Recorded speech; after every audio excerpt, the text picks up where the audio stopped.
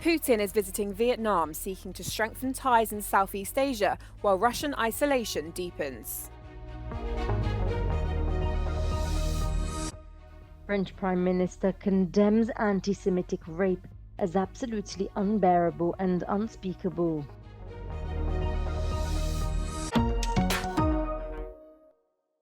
Putin is visiting Vietnam, seeking to strengthen ties in Southeast Asia while Russian isolation deepens. Russia is important to Vietnam for two reasons.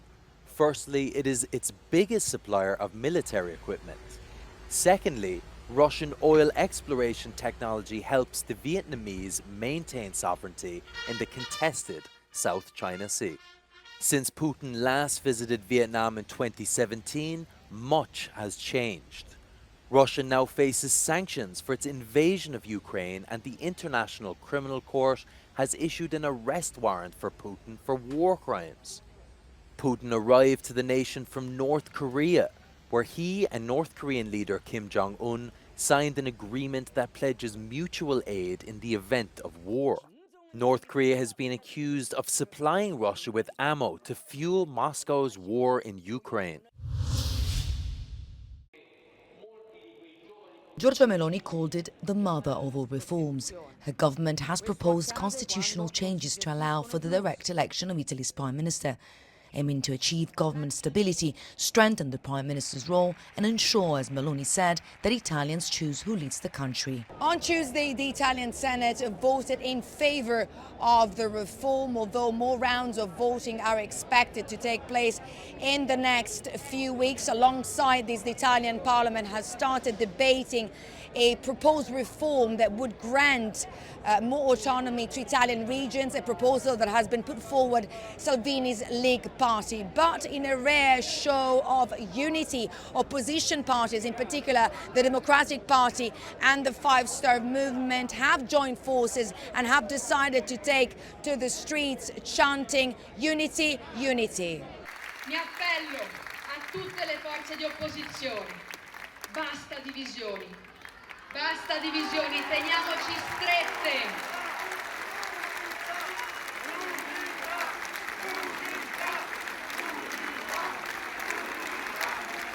Il premierato è una cosa veramente improponibile, tocca gli equilibri della Costituzione italiana, quindi io personalmente sono contraria e sostengo le ragioni che la sinistra sta portando avanti in Parlamento. È importante anche dare un segnale al governo, alla destra e far vedere che c'è un'opposizione che è forte. L'autonomia preoccupa perché crea maggiori disuguaglianze rispetto a quelle che non ci siano già ora nel Paese, soprattutto per le nostre generazioni, la generazione giovanile. Electing a prime minister by direct ballot is unusual in Europe. Any constitutional change requires a lengthy voting process, with political forces likely engaging in daily battles. And it will take months before the reform can receive final approval. Giorgio Orlandi for Euronews in Rome.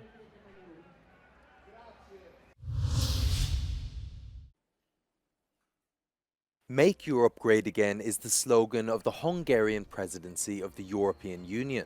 The country's ambassador to the EU tried to prove that this is not the European version of Donald Trump's slogan, but an expression of the need to make the EU stronger by improving its competitiveness. In July, Hungary takes over the Council's rotating presidency, and the Hungarian ambassador explained to Euronews that one of the priorities will be enlargement to the Western Balkans. At the same time, no accession negotiations with Ukraine are scheduled at all. We very much would like to continue the negotiation talks with the Western Balkan countries. This is a good opportunity now and a momentum in order to be able to speed up the enlargement process of the Western Balkan countries. They have been waiting for this long time, and I think we should try to encourage to speed up the process and organize IGCs with the countries of the region, open clusters, close chapters, as many as possible. As for the presidency's policy on Ukraine, the ambassador stated we are following the events carefully and promised the presidency puts all relevant aspects on the agenda, though Ukraine is not going to be a priority. Other topics like food security will play an important role. Although Hungary imposes many elements of the Green Deal, like the recently adopted restoration law, the presidency has identified sustainable agriculture as a key priority. The presidency starts on July the 1st and lasts until December 31st. The leader of the French far-right national rally, Bardella, said he was opposed to sending French troops to Ukraine during his visit to the Eurosatory arms show near Paris. His red line remains the sending of long-range missiles capable of reaching Russia, which he believes could contribute to an escalation of the conflict. Israeli companies were originally banned from participating in the Eurosatory defense and security show by a court decision, but the ban has been lifted. French Prime Minister Gabriel Attal recently criticized Bardella's recent statement that he would refuse the position of Prime Minister if he did not obtain an absolute majority in the National Assembly. J'ai l'honneur d'être Premier ministre depuis 5 mois, dans un moment extraordinairement difficile, avec la guerre qui est revenue en Europe, avec le défi climatique, avec les enjeux et les bouleversements géopolitiques, l'éruption de l'intelligence artificielle, avec évidemment des difficultés importantes et avec une majorité relative. Pas une seule seconde, je me suis dit oh bah non, trop compliqué, il y a une majorité relative, j'y vais pas. Ça montre pour moi une chose, c'est que le Rassemblement national, c'est un parti d'opposition, c'est pas un parti de gouvernement. The campaign for the early general election on June the 30th and the 7th of July officially began on Monday.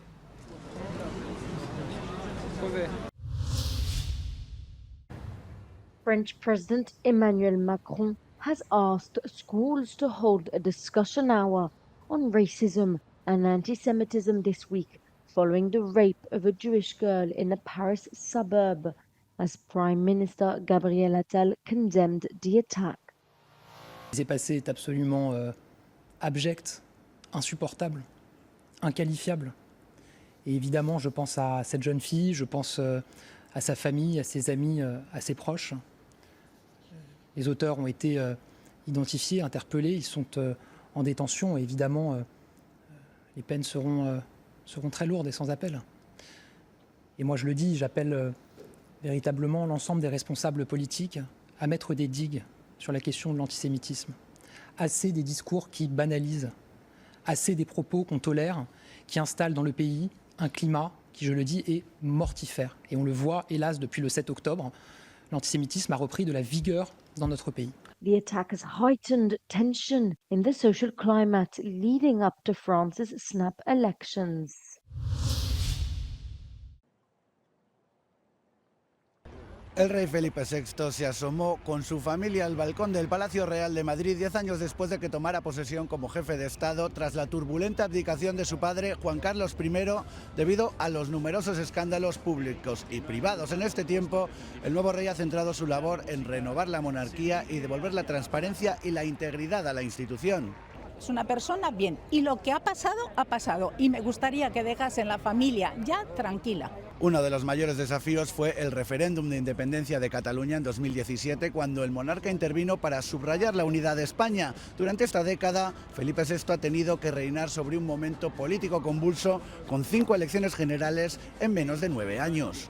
Yo creo que la intervención después del referéndum creo que ha sido muy beneficiosa para todos los españoles y que fue un punto de inflexión y que creo que se impidió lo que es la independencia o la separación de una parte de España. El rey Felipe VI también tuvo que tomar decisiones personales dolorosas, distanciando a la monarquía de los escándalos del pasado. Esto incluyó separarse de su hermana, la infanta Cristina, debido a los casos de corrupción de su esposo Iñaki Urdangarín, y manejar una relación compleja con su padre, quien se trasladó a Abu Dhabi en 2020. Se ha intentado apartar de todos los escándalos, intentando mantener lo que viene siendo la institución monárquica completamente al margen.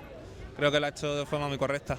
El futuro de la monarquía ahora recae en la princesa Leonor, que ha cumplido la mayoría de edad y ha jurado ya la Constitución. Los próximos años del reinado de Felipe VI serán determinantes para restaurar la confianza en la monarquía y terminar de reconectar con la sociedad española antes de ceder el cetro a su heredera. En Madrid, Jaime Velázquez, Euronews.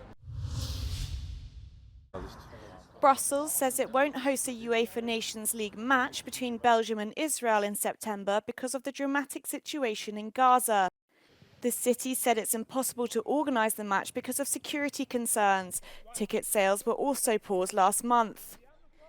Numerous pro-Palestine protests have taken place in Brussels since the start of the Israel-Hamas war.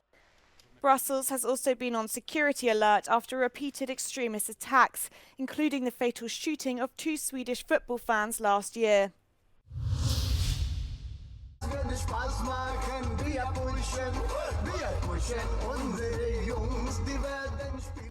They've become the off-the-pitch stars of Euro 2024. 2 Indian-born musicians, the Bangu brothers, have produced a song that's already become the unofficial anthem of the football tournament. The tune is called This M 2024 and it's gone viral all over social media.